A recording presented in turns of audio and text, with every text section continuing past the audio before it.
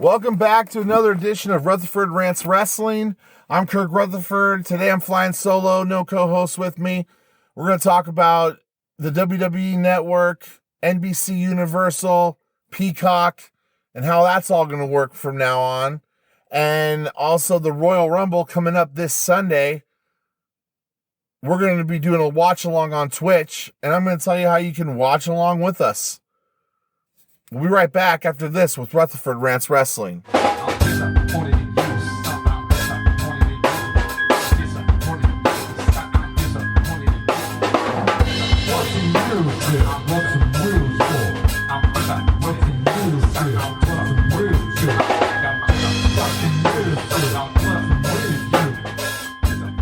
right, let's get into this. So a couple days ago, the WWE sold their streaming rights to NBC Universal. Now, what does that mean? For the last 7 years, since 2014, the WWE has had their own streaming network, the WWE Network. Obviously, if you're listening to this, you know about that. So they sell their shit to NBC Universal, who they've had past relationships with like Saturday Night's Main Event, and Dick Ebersol, and so on and so forth. The actual USA Network is Universal, and so there's a relationship there. Obviously, there's a thread, and so now for $1 billion over multi years, on March 18th, WWE is going to be on Peacock, and it's going to go from being a $9.99 WWE Network to $4.99 Peacock, or I think there's a Peacock Plus or Premium, which will be $10. So, I mean, for the same price, I think you get ad-free content,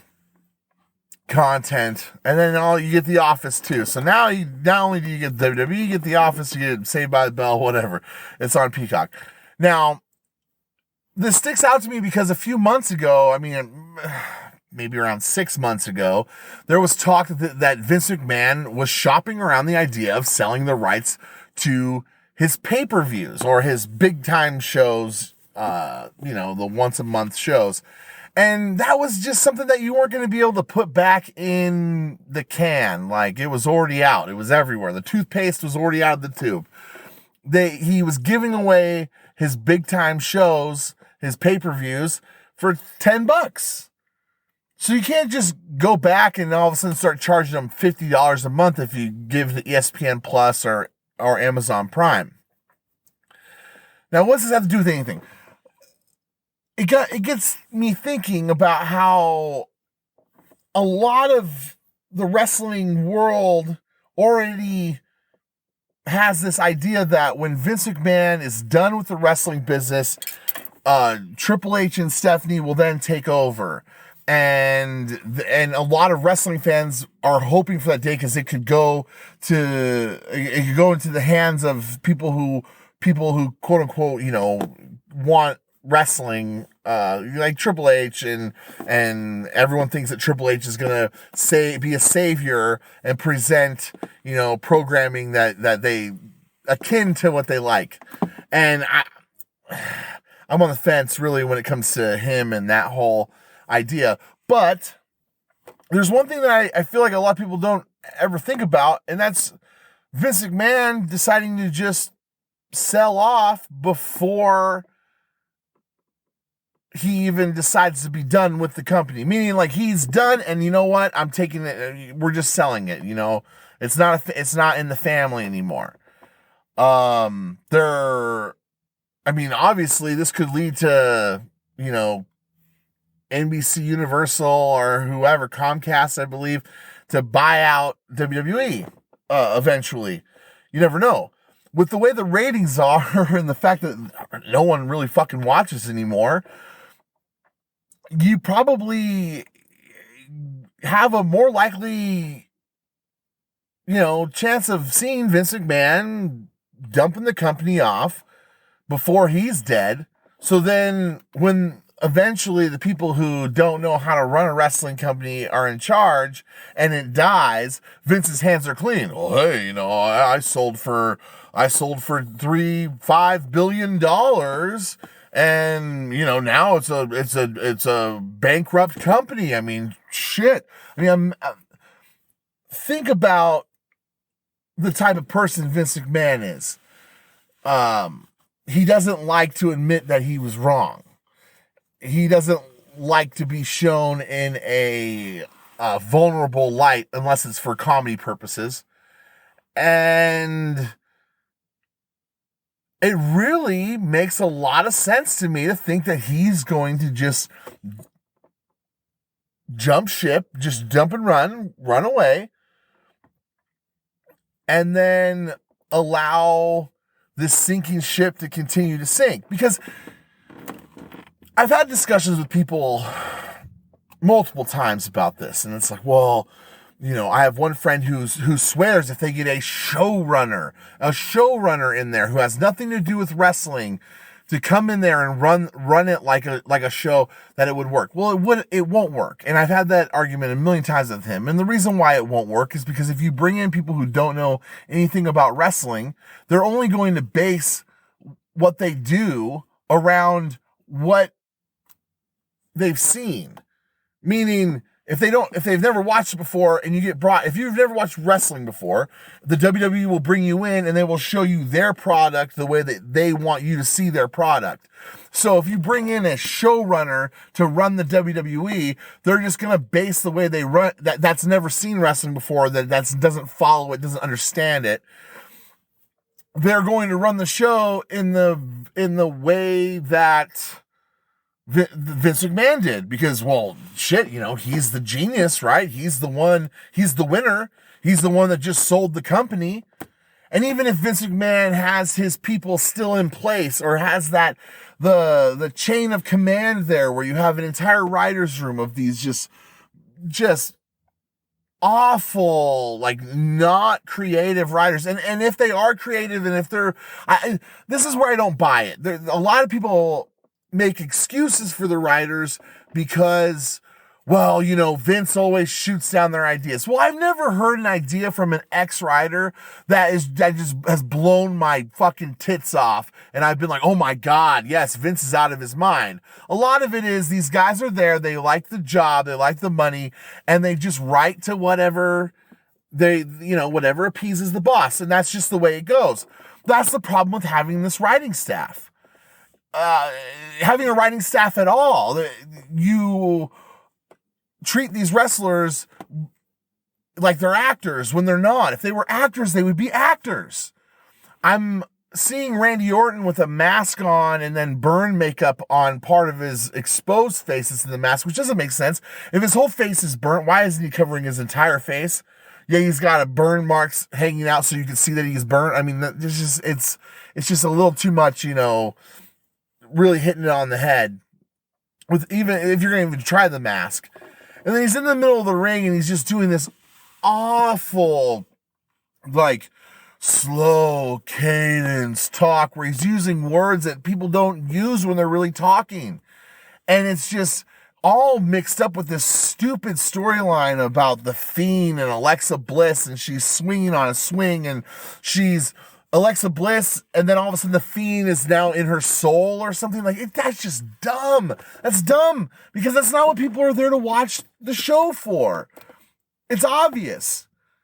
If people were there, if this was good, you would start getting fans that didn't give a shit before to come back and start watching more. But you're not. You're getting more people jumping off. And a lot of people are just hypnotized to continue watching your show. I don't know how any of that can be looked upon as good. And you give them these scripts that they regurgitate back out, and they use words that no one fucking uses. That's not going to go away. The infrastructure that they have set up in the company is not going anywhere. So anyone who thinks that it's going to get better when Vince goes away, you got another thing coming. It's not. Because if it could get better, it would. It's not all of a sudden Vince McMahon is going to go away, and then you're going to have these writers just churning fucking gold out of hay, and oh hey, oh my gosh, wrestling's booming again. That's not going to happen. If you bring in a showrunner, the showrunner is going to base what he does off of fucking what he's seen Vince McMahon do. Oh, okay, so I have to have a teleportation. I have to have a possessed character who swings on a swing set in the middle of the fucking ring. When they do this stuff, it makes me wonder why they even involve a ring in the first place. It's almost like it's a parody of professional wrestling.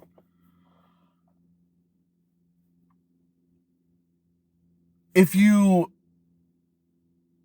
leave the company to Stephanie and Triple H, well, Stephanie was the one that really installed the entire writing staff and the branding, all the really like obnoxious shit that this company, the WWE, has done in the last 20 years, can really, Stephanie had a big hand in a lot of that. So while Triple H, yeah, he might have NXT, and that might be something that is like, oh, hey, this is great. Hey, we love this shit. We love it. Yay, yay, rah, rah. Oh, NWA, this is like old style. It's not going to change on the main show. They're not going to axe all these writers because the writers allow them to think that they're a bigger deal than what they are. And all they are is a carnival. And there's nothing wrong with the fucking carnival. The carnival's fun. So March 18th is the day that the WWE Network will no longer be up. This is the second saddest I am for a platform to be closing, right behind Google Play Music, which I thought was a fantastic music streaming service, and I hated to see it go, or I hated to see it go, and fought tooth and nail till the end. With the WWE Network, I'm not necessarily feeling that way. There was a lot of ways that it could have been better, but it was great. Don't get me wrong, it was great. But there's so much content. There's so many things that could have really been optimized with a little bit of TLC. You could have hired a bunch of nerds like myself. I've heard guys on the two hosts of the TLF, the Laps fan shows, say, hey, give them the money to do it. Like, they could go and just get in the vault, the WWE vault, and start digging through tape. And maybe that's what they'll do with Peacock. I don't know. But when it's a rights deal, I believe that it's going to be the same people running the actual on the network side. So like the platform of the WWE Network is going away, and Peacock is just, I'm assuming, absorbing the folks that are working in the vault, quote unquote, or in the actual studios or whatever. So yeah, it was fun while it lasted. It was really cool. Before the network was a thing, you used to have tapes and DVDs, and you would record stuff.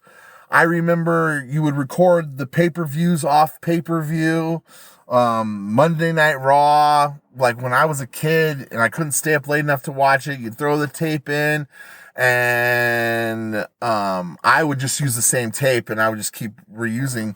Other people obviously had an entire, the entire catalog of Raw or Nitro or both. With all the original commercials, all that really cool shit that you kind of grow to miss, about the way it used to be.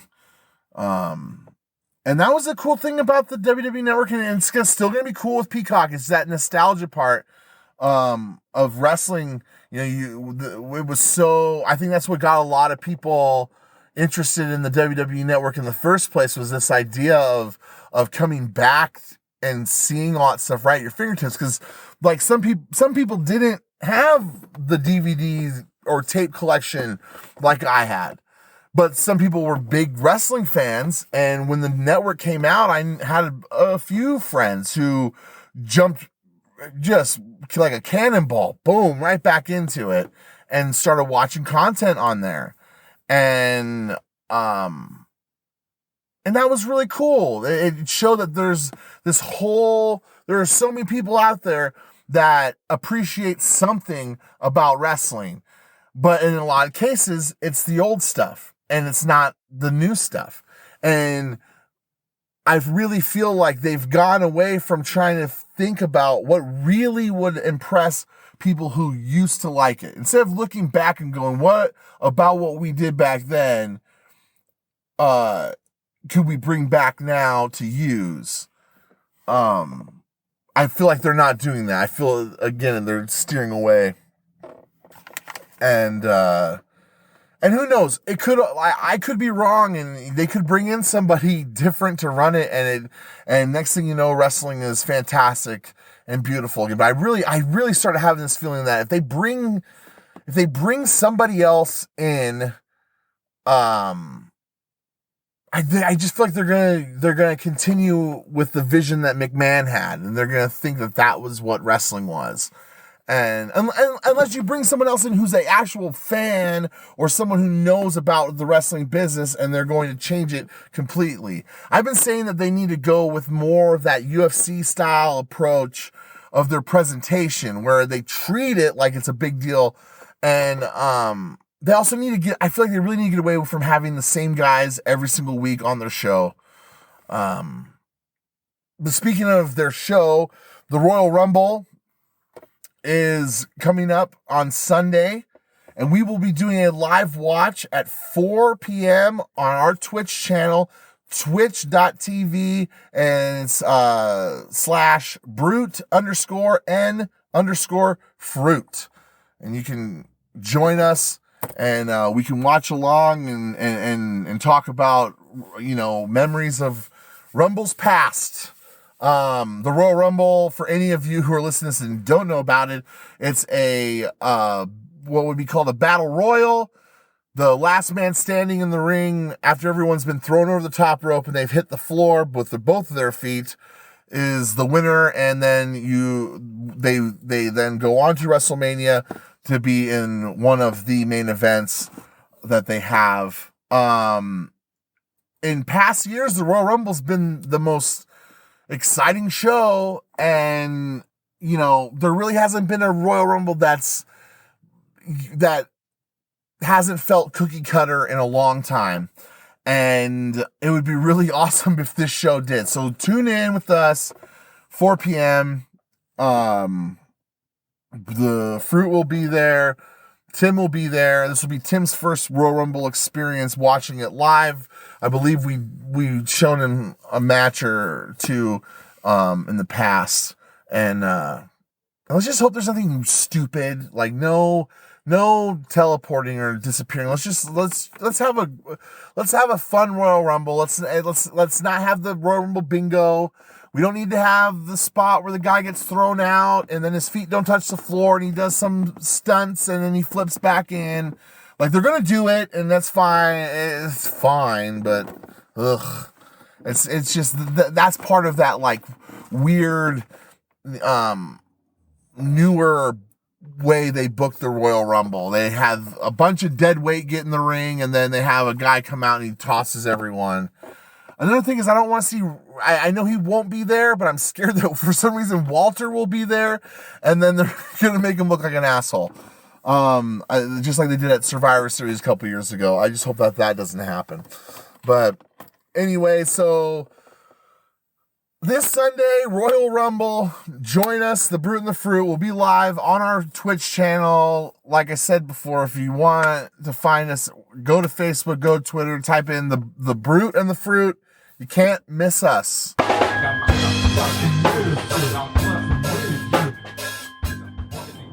Well, that's it for this edition of Rutherford Rants Wrestling. Thanks for checking us out.